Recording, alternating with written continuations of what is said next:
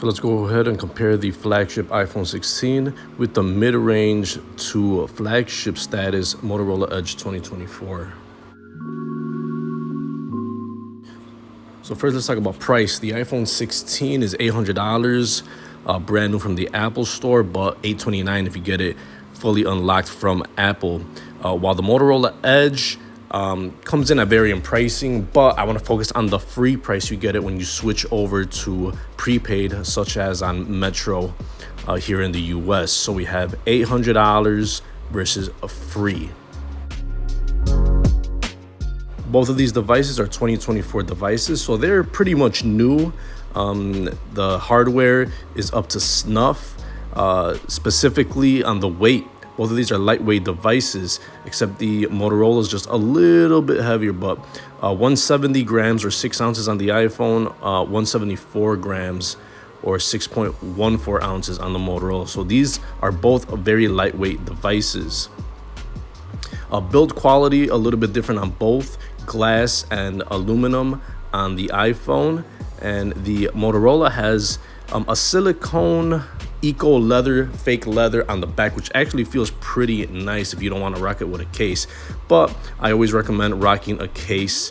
You can get it for $5-6 on Amazon, and it'll definitely be well worth it if you drop your devices. I'm not the type of person that likes to rock a phone without a case and also a screen protector. So, get yourself one on Amazon for like $5-6, very cheap.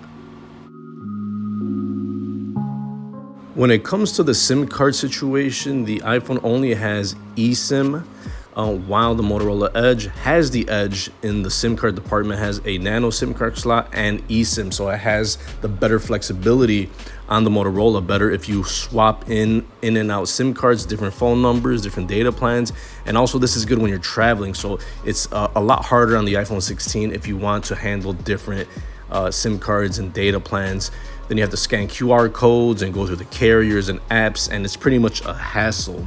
So it's nice to see that the Motorola Edge has that option to have either the nano SIM card slot or the eSIM. It's a big plus for the Motorola. Both phones are IP68 dust and water resistant, but the iPhone is better. You can dunk it in water for 6 meters up to 30 minutes, while the Motorola gets dunked in water up to 1.5 meters for 30 minutes. So let's talk about display size and quality. The display on the iPhone is 6.1 inches, and the Motorola gets a bigger canvas at 6.6 inches. But you have thinner bezels on the Motorola, 90% screen to body ratio versus 86% screen to body ratio on the iPhone. And as for the refresh rate, the Motorola wins by a long shot, 144 hertz. That's super fast. And the iPhone is still stuck at 60 hertz. Not a big win for the Motorola, but once you get used to these high refresh rates, it's hard to go back. And you have to spend over $1,000 in order to get an iPhone with a 120 hertz refresh rate. So a big win for the Motorola if you ever have a need for high refresh rate, smooth scrolling. It's hard to go back to a 60 hertz. And speaking of the bigger overall screen size on the Motorola, yeah, you're getting a bigger screen, but it comes at a really huge device overall.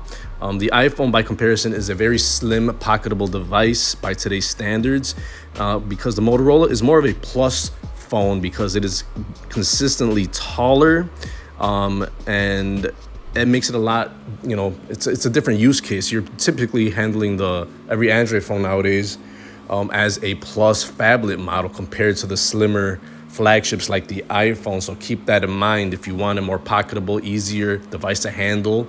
Then the iPhone is better than the Motorola. Motorola is pretty huge. Now for software, the iPhone will get 7 years of updates, launched with iOS 18. Motorola launched with the newer Android 14, but sadly you're not going to get any updates. Now, you're going to get the same apps on both of these devices, on both ecosystems.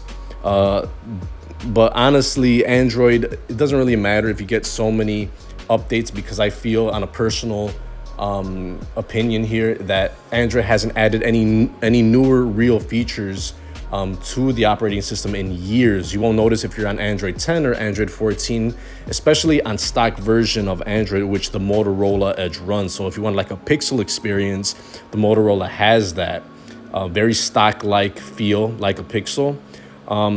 But software-wise, it's a preference, but you do have extra apps on the iPhone, like iMessage, AirDrop, that only works with other iPhones. And that's something you got to keep in mind. It's more of a personal preference.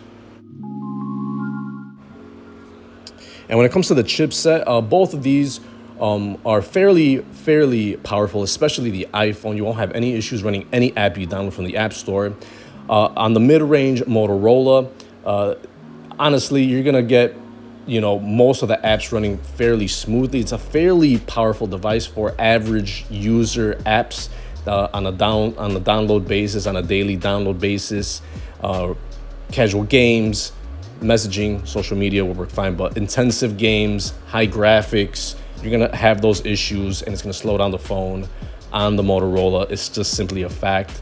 But for daily tasks, both of these are definitely perfectly fine.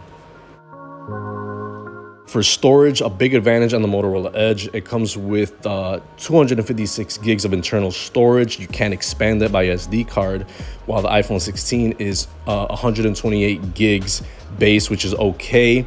But that is kind of sad when you consider every cheapo Android phone nowadays has 128 gigs. Now for the cameras, yes, the iPhone will kill the Motorola in camera quality, picture quality, video quality. The iPhone has a 48 megapixel main camera and an ultra wide, and the Motorola has a 50 megapixel main camera, 13 megapixel ultra wide. Both of these shoot in 4K. And all I gotta say is that if you want a great camera experience, the iPhone is the best one that you could get. Motorola, on a day-to-day basis, you're not going to have any issues until you have low light situations with the pictures. The pictures will come out really good, and the videos will come out pretty good in the daytime as well. But video in general is very shaky.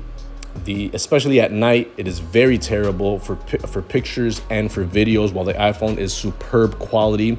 And iPhone, with the iPhone 16, Apple has added that camera mode or button, that camera shutter button, which is just it's kind of gimmicky, but it focuses on users pressing that shortcut to open the camera and take pictures. Kind of a gimmick. And it also has the action button, which also opens up an app when you click it to like an app, and it'll be like a quick shortcut. The Motorola Edge is a good comparison phone because it also has the power button that acts as a quick opening shortcut for the camera, and also it has its own action button as well.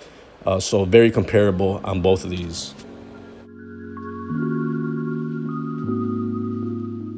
For the selfie camera, the iPhone can shoot 4K video, while 1080p only on the Motorola for selfies.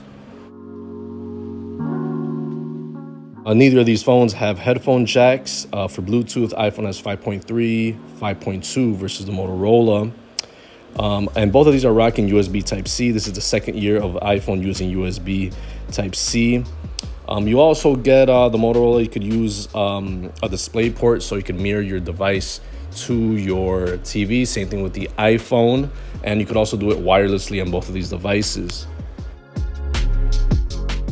Now for unlocking these devices, they are very different. The iPhone strictly uses Face ID, which is very nice. The Motorola, on the other hand, has an under-the-display fingerprint reader, and it also has a lower-end face unlock for to open up your device, but not really used when it comes to security apps like banking and password apps. But I say the winner here in that department is the Motorola, because you have that option of either fingerprint or face unlock, and you don't have the option, although Face ID is very nice in its own right. For battery life, both of these phones are super nice. All day battery life on both of these. You won't have any issues. Charging, both of these are nice as well. They both have wireless charging. You have fairly fast charging on the iPhone, 50% charge in 30 minutes, while the Edge has 68-watt wired charging, which is pretty fast in and of itself. But paired with the big batteries and the fast charging and wireless charging on both of these, both of these, you don't have to worry about battery. And as for RAM, it goes to the chipset as well. The iPhone has 8 gigs of RAM, so does the Motorola, but iPhone is just better at RAM management. And the Motorola is a mid-range device, so 8 gigs of RAM is decent for a Android phone. I like to see 12 gigs of RAM, but at the price point, 8 gigs is plenty fine for most people. You won't notice any real differences in day-to-day activities. My takeaways from both of these devices, I'll say the iPhone is very expensive, though that's a downside. Camera quality is super nice. It has that camera button if you like that sort of thing. I think it's a gimmick though. Battery life is good. You have all the access to the exclusive apps on iOS like AirDrop, iMessage, FaceTime, all that stuff. If you're looking for a good deal, the Motorola offers a lot more hardware specs that are just probably better than the iPhone in things such as it has a big battery, has super fast charging. If you like a big display, this has a big display with smaller bezels than the iPhone. The display is very fast with the refresh rate 144 hertz versus the slow 60 hertz on the iPhone. And it has a clean version of Android, but you're not going to get any updates. But like I said, Android really hasn't done anything. It hasn't added anything over the years, so software updates aren't going to be such a big deal except for security updates. But you know, you can get it for free. So the Eco back leather on the back is good as well if you want to rock it without the case, and it's also very lightweight for its size. So both of these devices are pretty good, but when it comes down to bang for your buck, the Motorola is better. But overall experience, I'd probably give it to the iPhone when you care about video and camera quality. So that's been my take on the $800 iPhone 16 versus the Motorola Moto Edge 2024, which you can get it for free on prepaid.